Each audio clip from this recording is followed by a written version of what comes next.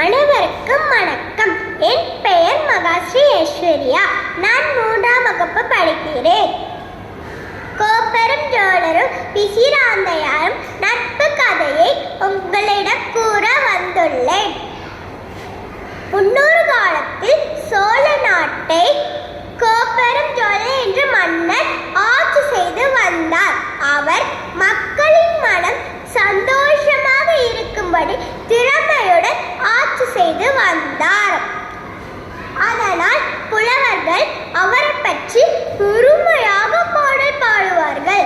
ஒரு புலவர் பாண்டிய நாட்டுக்கு சென்று அங்கே இருக்கும் தமிழ் சங்கத்தில் அவரை பற்றி பெருமையாக பாடல் பாடி அரங்கேற்றம் செய்தார். அதை கேட்ட பாண்டிய நாட்டு புலவரான பிசிராந்தையார், என்ன இந்த மன்னர் இவ்வளோ நல்லவரா என்று நினைக்கிறார், நானும் அவரை கேட்டதாக சொல்லுங்கள் என்று அந்த புலவரிடம் சொல்கிறார்.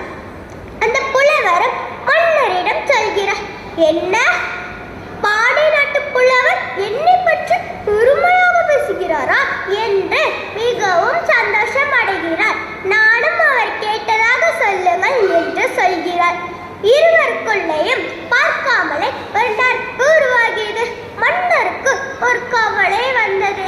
ஏனெனில் அவருடைய 2 மகன்களும் அவருக்கு எதிராகவே படையெடுத்தனர்.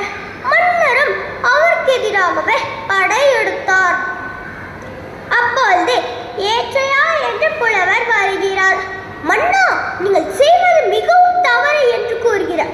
என்ன, நான் செய்வது தவறா? அது என்ன என்று கேட்கிறார்.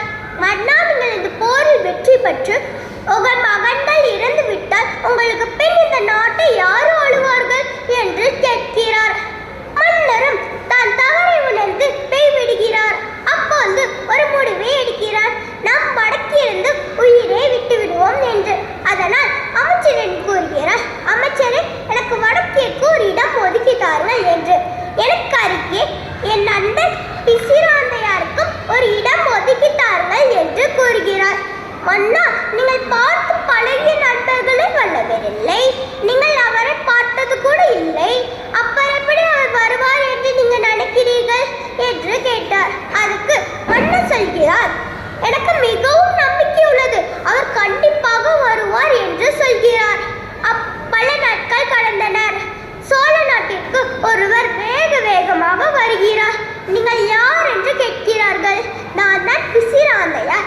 என் நண்பர் கோப்பெரும் ஜோழர் எங்கே இருந்து வடக்கிருக்கிறார் என்று கேட்டார். மக்களும் அவரை அழைத்து செல்கிறார்கள். 2 நண்பர்களும் பார்த்து கொள்கிறார்கள். இருவர் கண்ணிலும் கண்ணீர் பெருகிறது. மன்னா, என் இடம் எங்கே என்று கேட்கிறார்.